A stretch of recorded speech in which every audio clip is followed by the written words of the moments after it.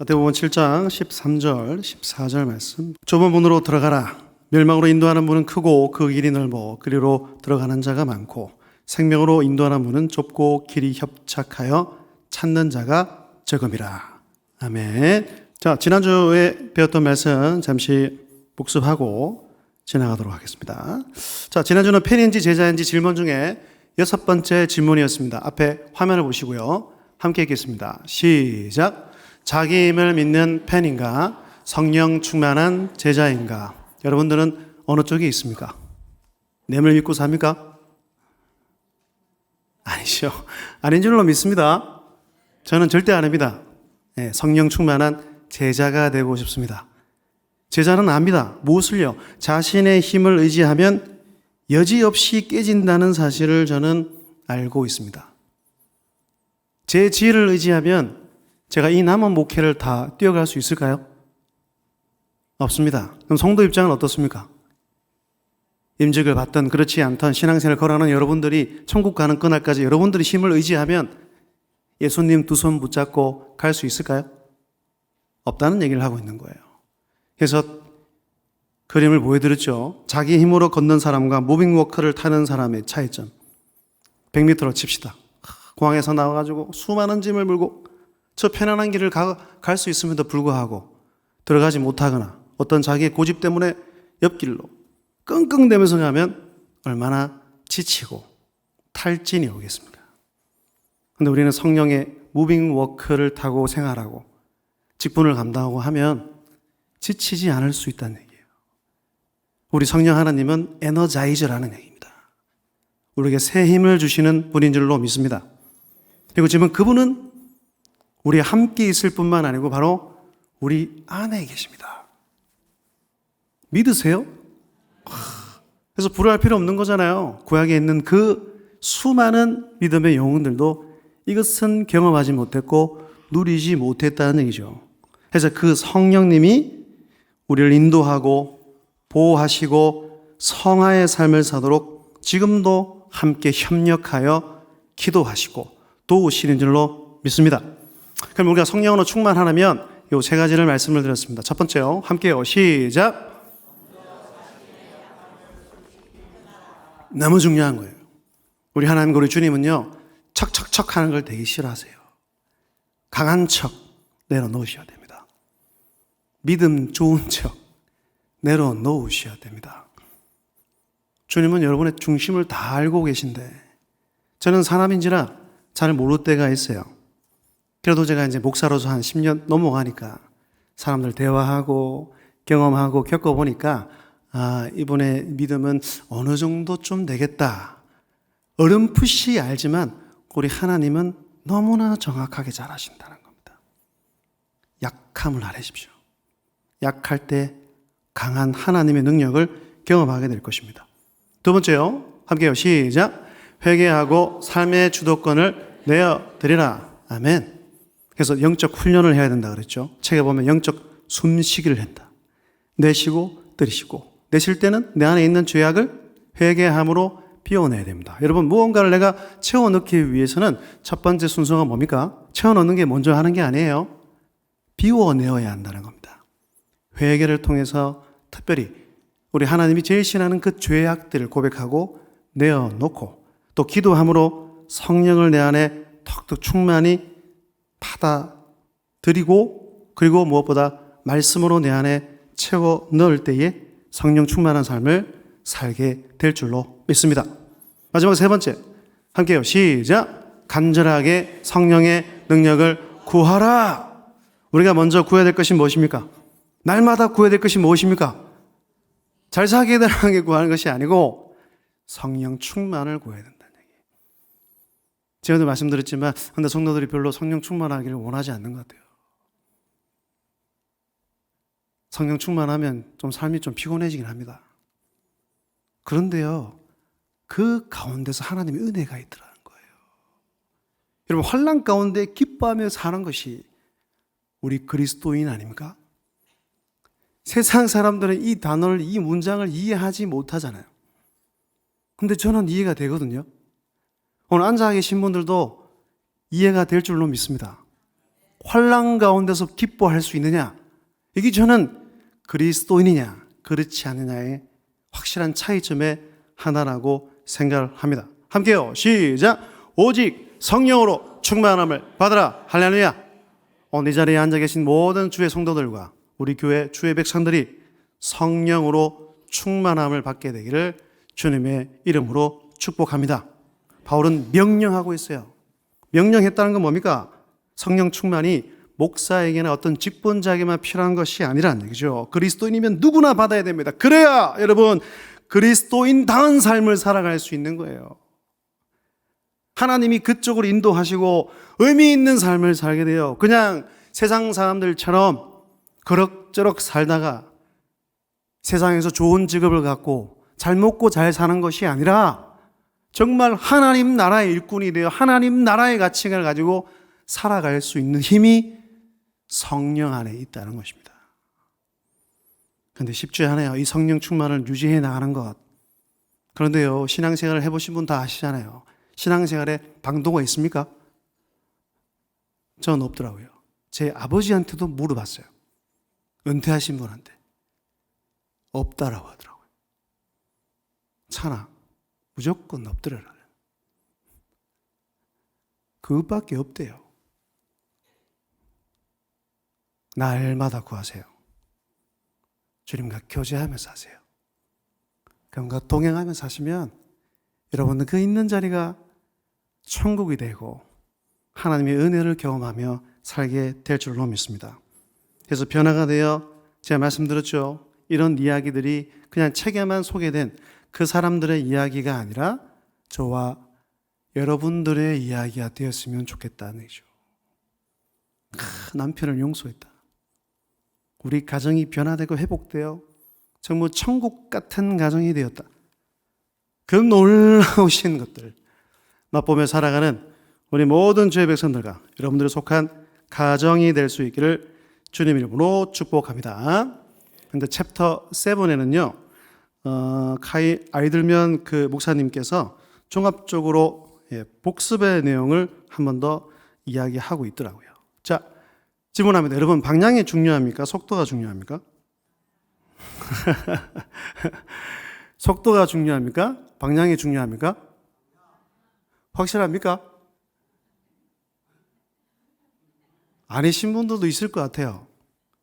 여러분, 방향이 중요합니다. 여러분, 인생을 때로는 그리고 믿음을 경주로 비유할 때가 많이 있죠. 그런데 이 믿음의 경주는요, 세상의 경주와는 다르다는 것입니다. 물론 이 믿음의 경주도 결승점이 있고 종착점이 있고 마침점이 있다는 얘기입니다. 여러분, 우리는 표대를 향하여 저 천국을 향하여 열심히 달려가는 레이스를 펼치고 있는 겁니다. 그런데 여러분, 이 레이스는 언제나 끝이 납니다. 힘드십니까? 고통스러우십니까? 하지만 이 결승점이 우리 코앞에 있을지도 모릅니다. 주님 만난 날을 믿으십시오. 오실 날을 기대하십시오. 그리고 이 믿음의 경주는요, 상대방을 이기는 경주가 아니에요. 모두가 승리할 수 있는 경기고 모두가 1등을 할 수 있는, 모두가 승자가 될 수 있는 경기라는 얘기입니다. 그리고 사명을 완수하는 경기가 바로 믿음의 경주라는 얘기죠. 그래서 어떤 목사님은 이 믿음의 경주라는 단어를 실어서 이렇게 바꿔놨습니다. 함께요. 시작. 완주의 완주. 완주하는 것이 우리의 목표입니다. 끝까지 함께 사명을 위해서 끝까지 달려가는 꼭 그 믿음의 이 여정을 완주할 수 있는 우리 모든 민족교회 주의 백성들이 다 될 수 있기를 주의 이름으로 축복합니다. 그러니까 경쟁할 필요가 있어요? 없어요? 없어요. 오히려 뒤떨어져 가는 나의 믿음의 동료를 어떻게 해야 됩니까? 기다려주고 손 잡아주고 격려해주며 등을 다독이며 함께 달려가야 돼요. 함께 달려가야 돼요. 내 혼자 아무리 빨리 간다고 우리 하나님은 칭찬하지 않으십니다. 근데 자꾸 세상 가치관에 이 교회에 물들여 들어오니까 자꾸 남을 이기려고 한다고요. 저는 부서 간에 경쟁하는 것도 굉장히 싫어하고, 부서를 운영할 때도 저는 1등, 2등, 3등 이걸 안 줍니다. 상 이름도 다 바꿨어요. 열심히 노력했을 때 얻는 대가가 당연히 상을 줘야죠. 근데 누구보다 더 잘했기 때문에 1등을 준다. 그는 별로 옳지 않다는 얘기입니다. 여러분들 구역에, 여러분들 기간에 믿음의 동지들 가운데에 이 레이스를 펼치다가 허족되는 분들도 분명히 있을 것입니다. 그죠? 그분들을 여러분들이 꼭 손잡아 주십시오. 위로하십시오. 격려하십시오. 이것은 믿음이 있는 자가 하면 됩니다. 은혜를 아는 자가 하면 됩니다. 은혜를 경험한 자가 그 사람을 격려하고 함께 달려갈 때 우리 하나님께서 기뻐하시고 끝까지 완주하게 도와주실 줄로 믿습니다. 오늘 본문을 보면 예수님은 전혀 다른 목적지로 이어지는 두 가지 길이 있다고 말씀을 합니다. 오늘 본 말씀 13절 14절 함께 읽겠습니다. 시작. 좁은 문으로 들어가라.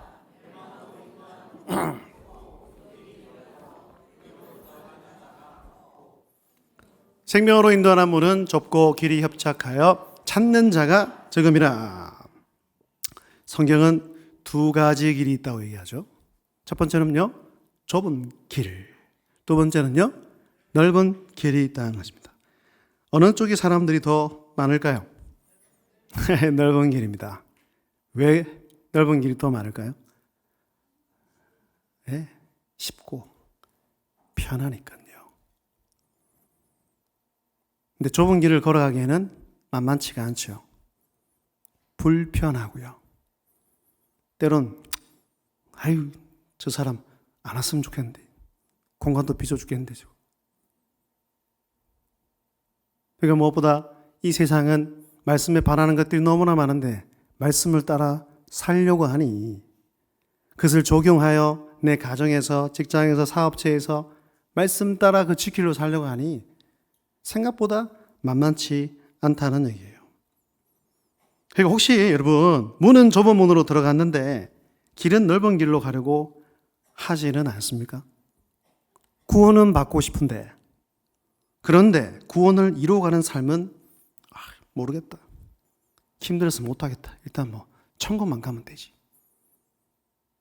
그런데요, 넓은 문을 통과하면 넓은 길이 나오고요, 좁은 문으로 들어가면 좁은 길밖에 없어요. 때론 힘이 들죠. 근데 역으로 생각해 보세요. 말씀이 뭐라고 말합니까? 생명으로 들어가는 문은 그 길이 좁고 협착해도 그 마지막이 무엇입니까, 여러분? 생명이요, 생명. 영생, 구원, 천국이 있다는 얘기예요. 저와 여러분이 이 좁은 길로 가게 하신 그 하나님의 은혜에 대해서 감사했으면 좋겠습니다. 그 감사가 앞서고 그 은혜가 앞서면 갈 수 있습니다. 함께요, 시작.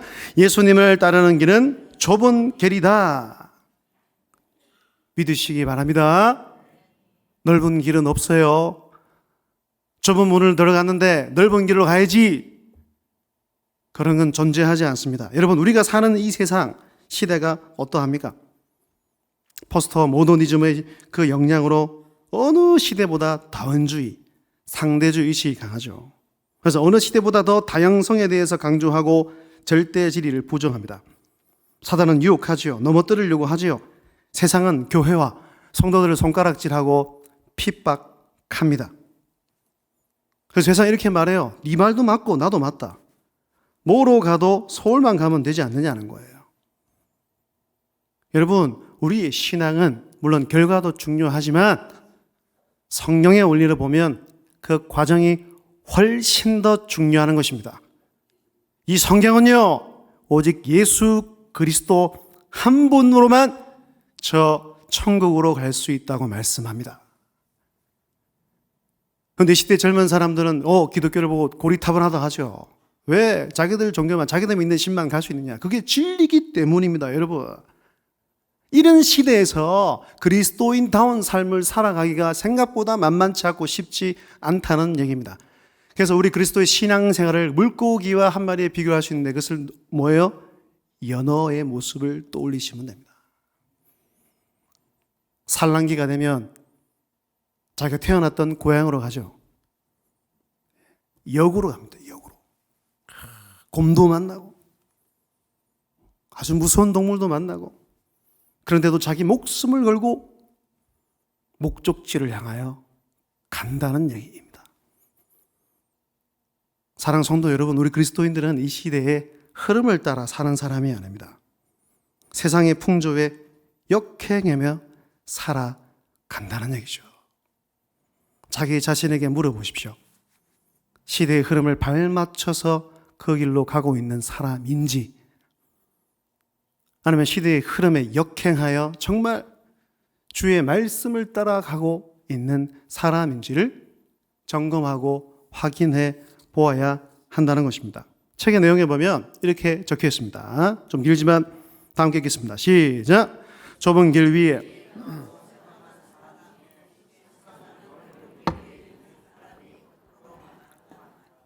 범퍼에 예수 물고기를 붙인 차를 정석 주행에 맞춰놓고 찬송가를 들으며 멸망의 길을 달리고 있는 사람이 그리 많다니, 도널드 휘트니는 이런 말을 한 적이 있다. 하나님 앞에서 올바로 서 있지 않으면 다른 모든 것을 잘해도 아무런 소용이 없다. 그러니 맹목적으로 가지만 말고 잠시 속도를 늦춰 표지판을 둘러보면 어떨까? 저와 여러분들이 해야 할 일인 것 같습니다. 어느 방향으로 가고 있습니까? 천국입니까? 아니면 지옥입니까? 도널드 휘트니는 영혼의 의사라는 별명을 가진 신학자고 목회자죠. 그 어떤 말을 했습니까? 하나님 앞에서 올바로 서 있지 않으면 다른 모든 것을 잘해도 아무런 소용이 없다는 얘기예요. 하나님 앞에 서 있습니까? 그분 앞에서 살아갑니까? 말씀 앞에 서 있습니까? 주의 말씀을 따라 살아가고 있습니까? 매일매일 우리의 모습을 점검하고 확인해야 한다는 것입니다. 어디로 가고 있는지, 어느 길로 가고 있는지, 그것을 확인하기 위해서 이제 나의 자신한테 몇 가지 질문을 던져보라고 합니다. 함께요. 시작! 하나님의 뜻대로 행하고 있는가? 7장 21절을 보시면 이런 말씀이 있죠. 이것도 함께 읽겠습니다. 시작! 나더러 주여 주여 하는 자마다 다 천국에 들어갈 것이 아니요 다만 하늘에 계신 내 아버지의 뜻대로 행하는 자라야 들어가리라. 아멘. 예수님은 말과 행동을 펜과 제자의 차이로 제시하고 계시죠. 여러분, 자칭 제자, 그러니까 펜은 말만 하고 행동하지 않습니다. 아니, 아예 관심이 없어요. 믿음의 삶을 사는 데는 관심이 없다는 것입니다. 주여 주여 하는 말로만 외칠 뿐 그 말에 어울리는 삶의 형태가 있지 않다는 것입니다. 여러분, 이 말을 꼭 명심하고 우리 가슴에 새겼으면 좋겠습니다. 함께요. 시작! 그리스도인은 언행일치를 넘어 신행일치 또는 신행합일의 삶을 살아야 한다. 할렐루야! 좀 적어 놓으세요. 이런 건. 명언 아닙니까? 명언 이거. 우리는 언행일치를 넘어요. 믿는 것과 행하는 것이 일치가 되고 믿는 것과 행하는 것이 하나여야 한다는 얘기예요. 야고보서가 무엇을 강조하고 있습니까? 바로 신행합일의 삶을 강조하고 있다는 것입니다. 전에도 말씀을 드렸죠. 우리 믿는 것과 행하는 것은 동일해야 한다는 얘기예요. 올바른 믿음, 바른 신앙은 올바른 순종으로 나아갈 수밖에 없다는 거예요. 잘 기억을 하십시오. 그래서 야고보서 2장 14절에 이렇게 말합니다. 내 형제들아, 만일 사람이 믿음이 있노라 하고 뭐가 없으면요, 행함이 없으면 무슨 유익이 있으리요? 그 믿음이 능히 자기를 구원하겠느냐? 실제적으로 행하는 모습이 없으면 어떤 유익도 없다는 얘기예요. 그러잖아요. 우리 교회가 구제연금이 많이 나오는데 가난한 사람들 실질적으로 돕기 위해서 구제연금을 하고 있는 거잖아요. 또 교회에서 구제연금뿐만 아니고 여러분도 각 개인 가정 들어가 보면 실제적으로 돕기 위해서 노력한 분들 얼마나 많이 있습니까? 그런데 그런 분들이 눈앞에 있는데, 내 눈앞에 있는데 그냥 말로만 아이고 힘드시죠, 어떡해요, 큰일 났군요, 아무런 도움과 아무런 유익이 되지 않는다는 얘기입니다. 그러니까 17절 보세요. 함께요. 시작. 이와 같이 행함이 없는 믿음은 그 자체가 죽은 것이라. 아멘. 또 책 내용입니다. 함께요. 시작. 믿음은 단순한 감정 이상이다. 애틋한 감정을 느낀다고 해서 제자가 아니다.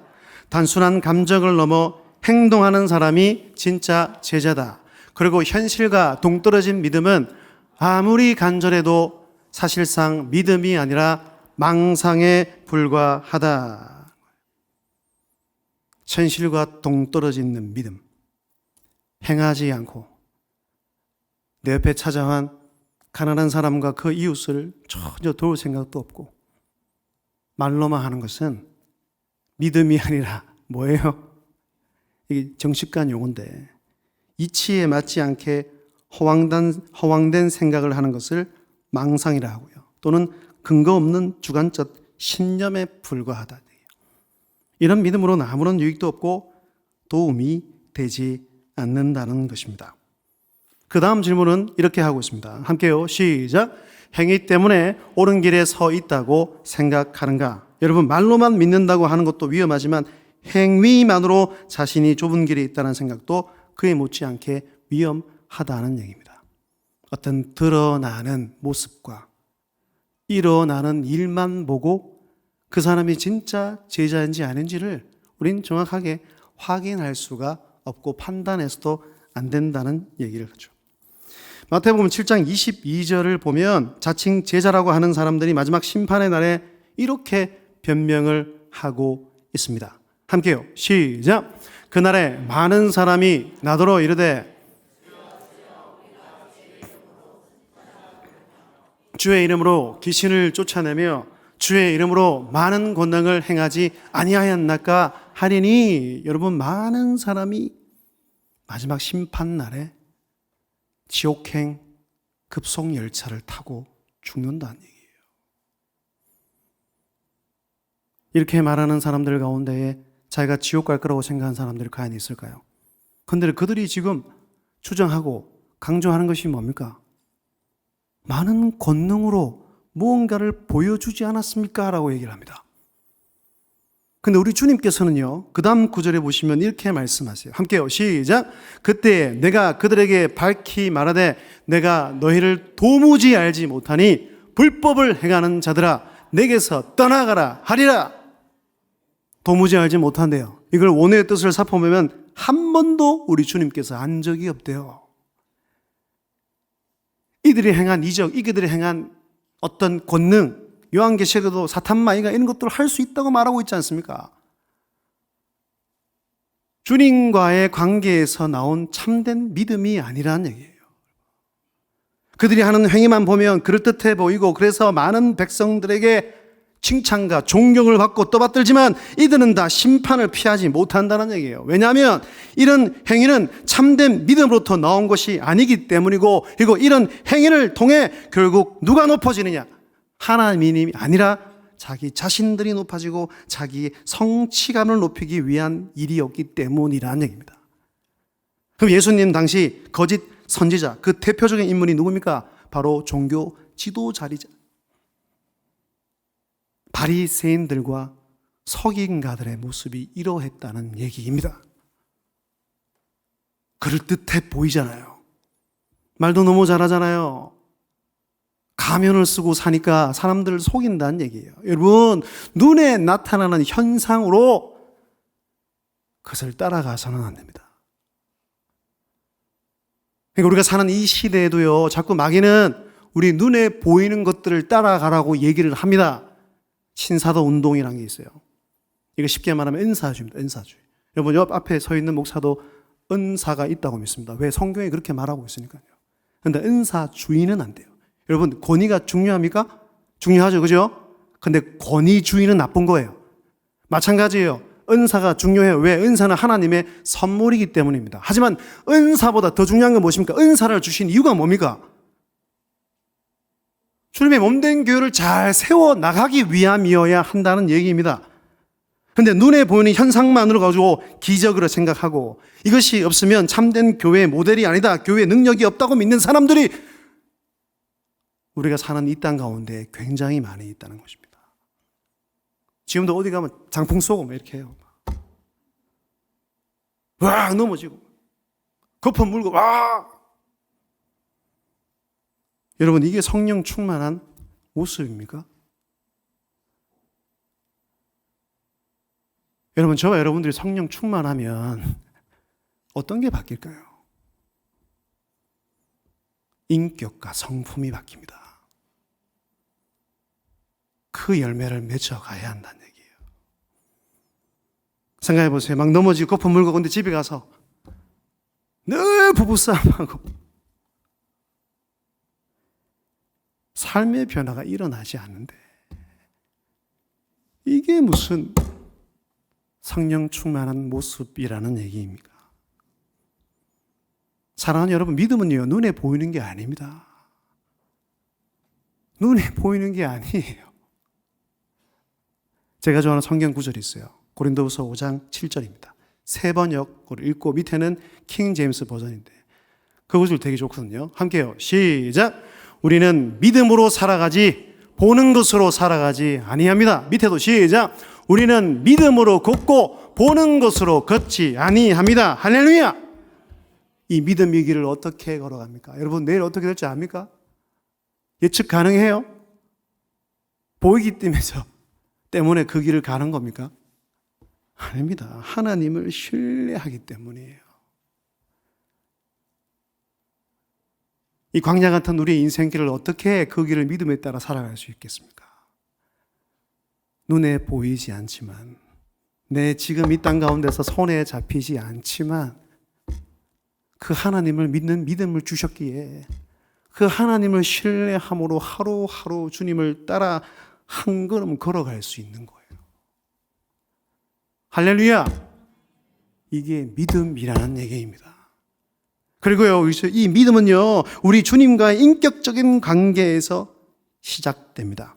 이것이 바로 바른 믿음의 출발점이고 가장 중요한 얘기를 하고 있는 거죠. 또 카일 아이들만 목사님은 또 강조합니다. 무엇이 가장 중요한가? 함께요. 시작. 내가 예수님을 알고 예수님이 나를 아시는가? 다른 말로 하면 예수님과 가슴과 가슴이 통해야 한다는 얘기입니다. 네 마음이 내 마음이고 내 마음이 네 마음이고 내 마음과 예수님의 마음이 동일해야 한다는 얘기를 하고 있는 것이죠. 관계입니다. 관계. 진짜 제자가 된 그 조건이 뭐냐? 우리 주님과의 친밀한 삶을 살고 있느냐?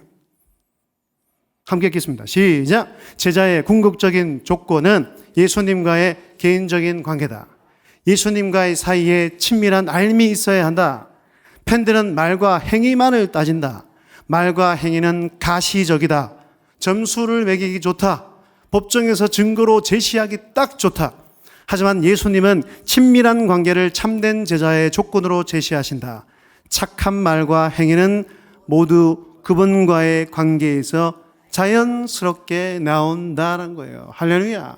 이게 바로 성숙으로 나아가는 비법입니다. 여러분. 말씀드리잖아요. 우리 교회도 이제 성장을 넘어 성숙으로 나아가야 합니다. 착한 말과 행위가 어디서 나옵니까? 내 인생의 좋은 열매가 어떻게 열려집니까? 나무가 좋아야 되잖아요. 그분과의 관계에서 자연스럽게 나옵니다. 이 내면에서 외면의 모습으로 자연스럽게 등장하는 거예요. 교인들과 얘기를 하고 또 때는 같이 일을 하다 보면 죄송합니다. 말이 정말 거친 분들이 있어요. 진짜 희한한데 똑같은 말을 기분 나쁘게 하는 분들이 있어요. 여러분 왜 그래요 도대체? 아니 궁금해서 물어보는 거예요 진짜로. 교회 봉사하고 헌신하는 것도 힘들잖아요. 때로는 지칠 때도 있잖아요. 그걸 말로써 격려해야죠. 목사만 그렇게 하는 것이 아니고 주를 믿는 예수 그리스도를 따르는 믿음의 사람이라면 당연히 그러해야 합니다. 근데 왜 그게 바뀌지 않을까요? 여러분, 왜 바뀌지 않습니까? 내 내면의 모습이 안 바뀌었어요, 그래요.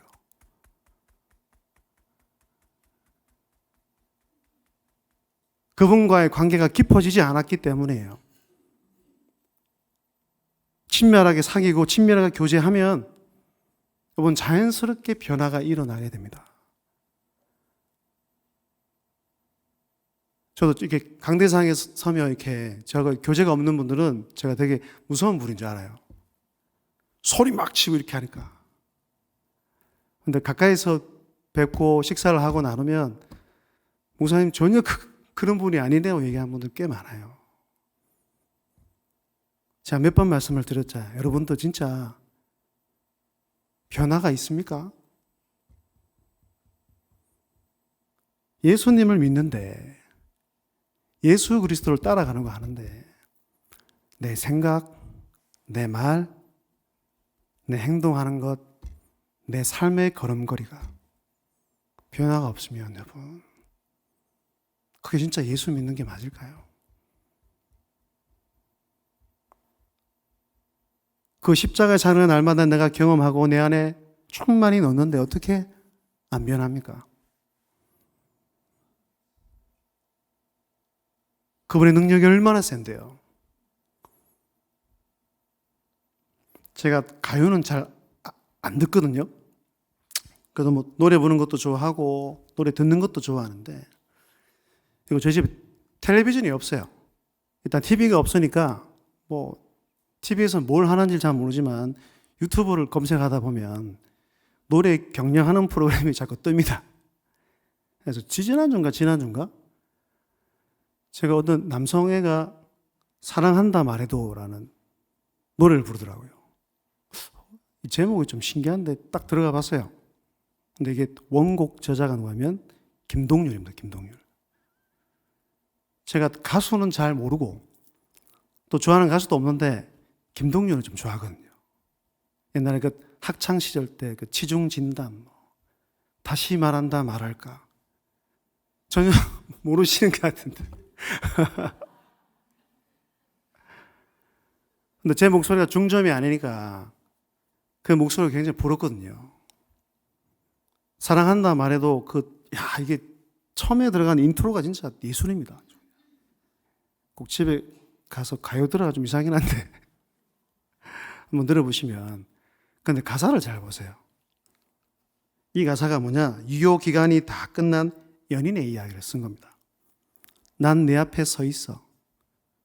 너는 생각에 또 잠겨 있네. 함께 있어 더 외로운 나. 어쩌다 이렇게. 나를 사랑한다 말해도 금세 침묵으로 흩어지고 내 눈을 바라볼 수 없어. 너를 사랑한다 말하던 그 뜨거웠던 마음이 그리워져. 그 설렘이, 그 떨림이 어쩌면 이미 우린 알고 있나요? 그래야만 하는 건가요? 이제 이별을 해야 하는 거예요. 난 내 앞에 서 있어. 나는 생각에 또 잠겨 있네. 함께 있어 더 외로운 나. 어쩌다 이렇게. 저는 하루를 마무리할 때 제가 제일 좋아하는 시간이 샤워하는 시간이거든요. 노래 탁 틀어놓고. 그래서 가끔씩 집사람이 왜 이리 안 나오냐고. 제가 그래도 자유를 누릴 수 있는 그 시간이니까. 그래서 한 이틀 정도 계속 들었더니 아마 속으로는 이상하다 생각했을 겁니다. 목사가 돼가지고 계속 가요를 계속 듣고. 근데 이게 뭐 가사도 그렇지만 멜로디가 막 쓸쓸하게 묻어나는데 저는 되게 좋더라고요, 이게. 근데 여러분, 혹시나 우리 주님이 영적으로 신랑이잖아요, 그죠? 근데 저와 여러분들은 다 신부입니다. 그런데 혹시나 예수님을 대하는 우리의 모습이 이렇지는 않습니까? 예수님과 함께 있는 우리의 모습은 어떻습니까? 오늘도 예수님의 말씀을 듣고 주님을 만나기 위해서 이 자리에 나오셨는데 냉랭하지는 않습니까? 이별을 앞둔 유효기간이 다 된 연인 관계처럼 떨림이나 설렘도 없고 예배를 드리는데 은혜 받고자 하는 간절함도 없고 의무감에 의해서 흑지로 이곳에 나와 있으면 우리 주님의 그 마음이 어떠할까요?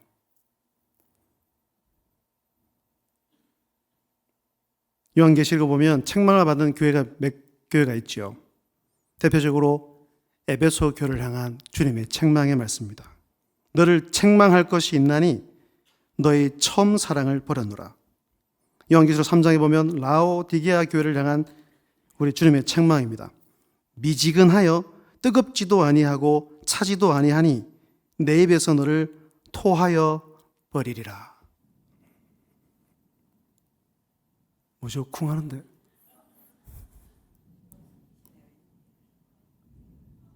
어휴, 천둥이지. 그래도요, 우리에게 소망이 있는 이유가 뭡니까? 저 여러분들의 마음은 쉬고 있지만 우리 주님의 마음은 한 번도 쉬고 있는 적이 없다는 거예요.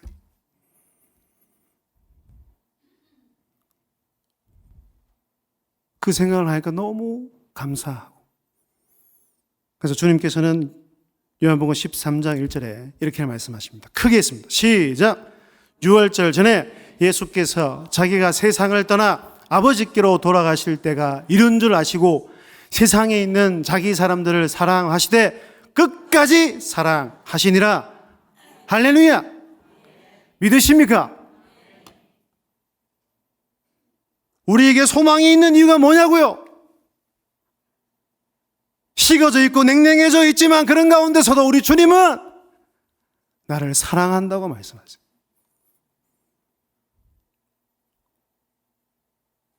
사랑하되 조금만 사랑하고 끝내는 것이 아니라 열정적으로 사랑하고 그 열정적인 사랑을 더 넓히면 끝까지 영원토록 사랑하시다고 우리에게 선포하고 있잖아요. 그 손 내미시는 주님의 손을 붙잡으세요. 그러면 삽니다. 일어날 수 있습니다. 회복될 수 있습니다. 아멘. 큰 소리 하세요. 회복될 수 있습니다. 주님이 그렇게 해주신다는 얘기예요.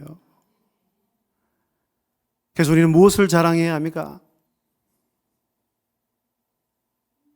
내가 이뤄놓은 것들을 자랑해야 합니까? 많이 헌신하는 것들을 자랑해야 됩니까? 여러분, 아니면 또 신앙의 연수를 자랑해야 됩니까? 내가 몇 년 동안 신앙생활을 했는데 또 내 직분을 자랑해야 됩니까? 여러분, 신앙생활 목표가 무엇입니까? 물론 직분 받는 것도 사모해야 되겠죠. 그런데 직분 받고 그럼 신앙생활 끝난 겁니까? 그럼 부목사는 단임 목사 되는 게 목표여야 합니까? 그러면 단임 목사 되고 나서는요? 아니에요, 여러분. 예수님을 닮아가는 것이 목표가 되어야 됩니다. 그래야 교회가 바뀝니다. 교회가 변화된다고요. 진리 위에 바로 서서 주님의 마음으로 섬기고 사랑의 공동체로 세워나가야 한다는 거예요. 여러분, 신앙의 연수가 아닙니다. 예수님의 관심은 어디 있다고요? 함께 읽겠습니다. 시작! 예수님의 관심사는 신앙의 연수가 아니라 헌신의 깊이라는 얘기예요. 예수님은 절대적으로 헌신하는 제자를 원하십니다.